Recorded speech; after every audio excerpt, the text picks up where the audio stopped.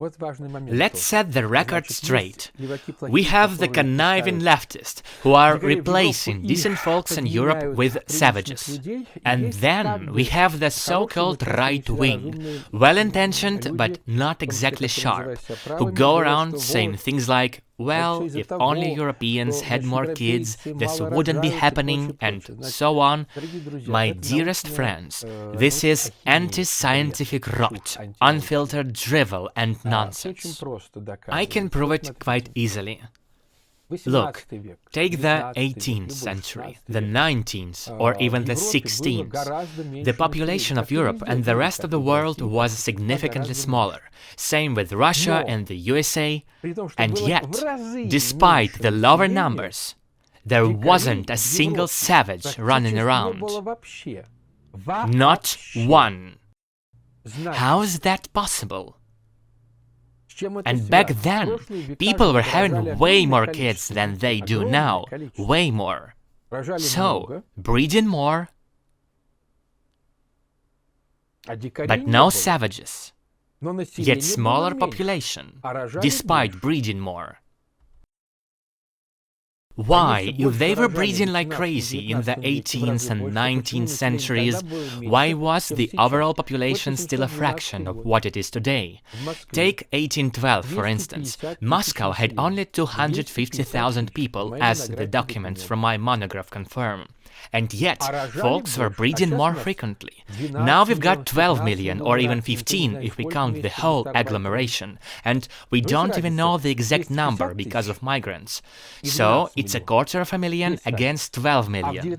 Huge difference. The 19th century had higher birth rates than today, yet somehow a quarter of a million versus 12 million. And how do you solve this statistical riddle? More children were born, but most didn't make it. Why? Because breasts were smothering science and medicine. No way to fight off measles, polio, basic diseases, no vaccines, no antibiotics, no painkillers, and no real surgery.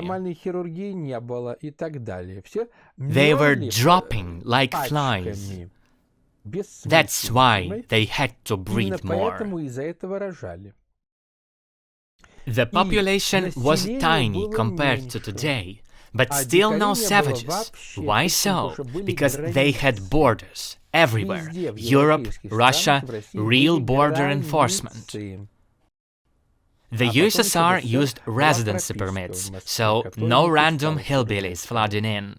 That being said, we have no reason to lower our standard of living just to match the savages, breeding recklessly, wallowing in poverty, unemployment and starvation like they do in Africa. Just shut the border with Africa, and the problem solves itself. No need to compete with primitives over who can sink lower. Competition should be intelligent, about inventions, aesthetics, science, education, trade, or anything, maybe even in weaponry. I'll say it again. Look here, back then, Russia and Europe had smaller populations, yet almost no savages.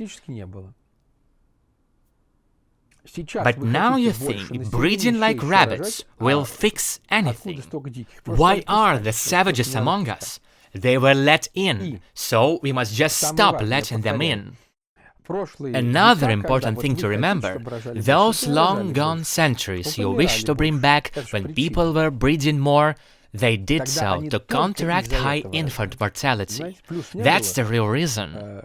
Back then, there were no pensions. Now we have pensions. And the conditions were far more brutal, with regimes thriving on gendarme forces, crushing personal freedoms. So, do you want to bring back those gendarmes?